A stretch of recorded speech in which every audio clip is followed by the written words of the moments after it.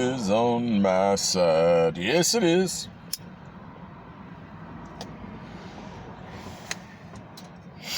Ever heard that source? You know, everybody says, to God, a day is 1,000 years. Well, today, you can be earning gold for 1,000 years. If you read 1 Corinthians 3 and pay attention, like you're a kid reading about Santa Claus with that naughty list and the gold list.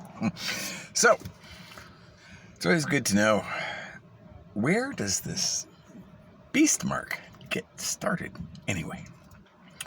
I'm guessing it would have to do with other gods, and we are in the apostasy. So, let's look at two really big gods that would probably make God really mad, because that's a good idea to know. If you've already decided this is disqualifying me from even talking, then you might be already really yeasty. Danger zone.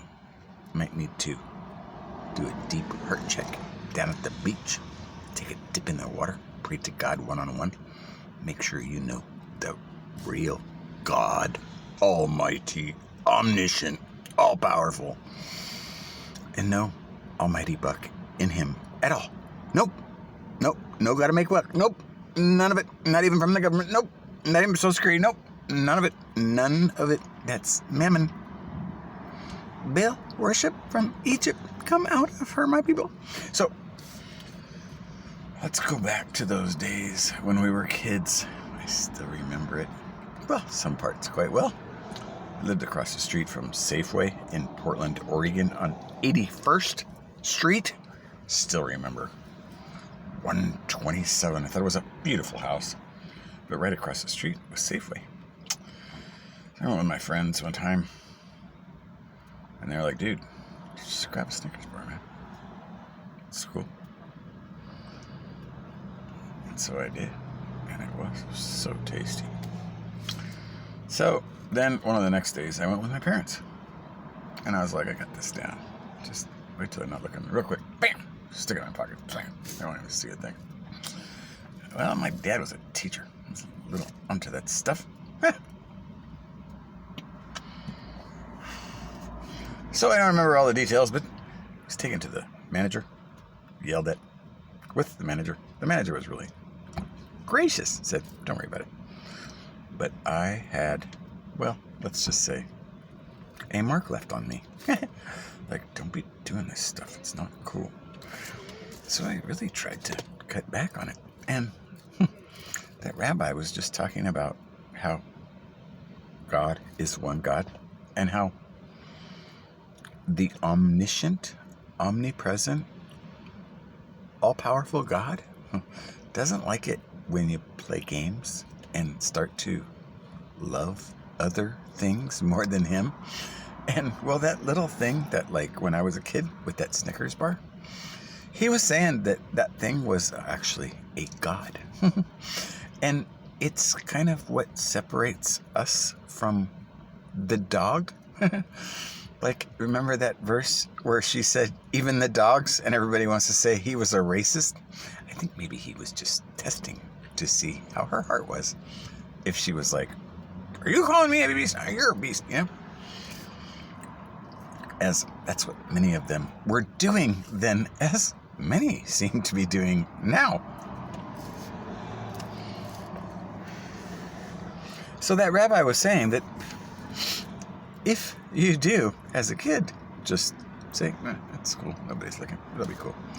Then you grab that candy bar and eat it. Well, now you have not only worshipped that God, but you kind of like sacrificed to it because you ate the offering that you know, like you took part like really deep. And well, the more you do that, the more you really get to know that other God.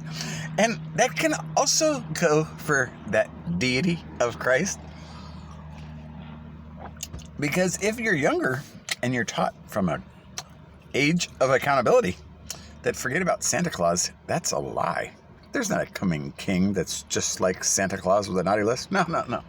You've got to understand you're saved by grace alone. Those doctrines like the Nicolaitans.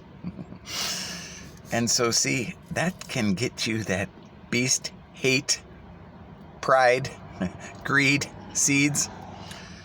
Between stealing a little bit, maybe a pen at work, all these kinds of things, it gets quite beastly quite quick, especially when you look at others and say, Lord, I think you should just make those ones burn hell because they're so evil compared to me. I'm saved by grace, of course. And that's what many of those Nicolaitans were known for back in the day.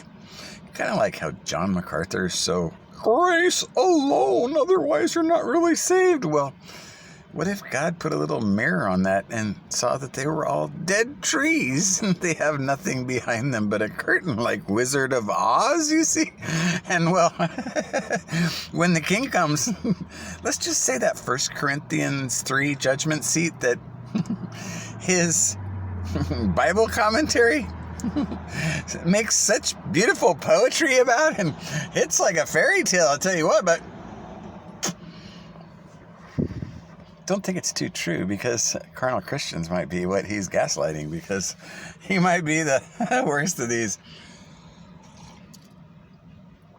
So it's always good to know what page you're on, even if your beard's a little ugly.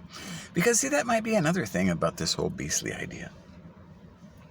Is that if Jesus was trying to teach us all of these things and how to love God right, and he was telling us all these importance, like not being inside the synagogue where he was kicked out of, and he had Peter start the church there, and then the Catholics are like, yep, that's the rock, that's what we're worshiping on, we'll build churches everywhere. Well, wait a minute, he never said to build church. Hide the candle under the bush, that's what might have been all about all along the four walls, see?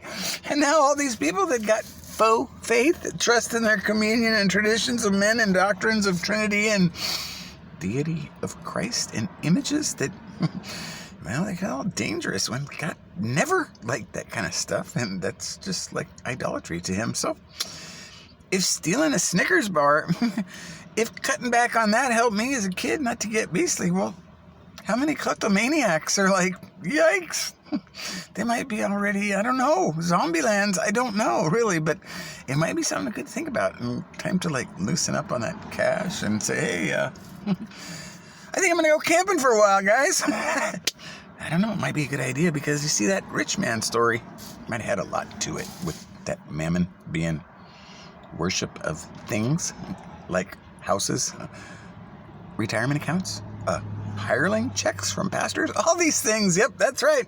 And maybe even Social Security. Yeah, so it might be good to just like loosen it all.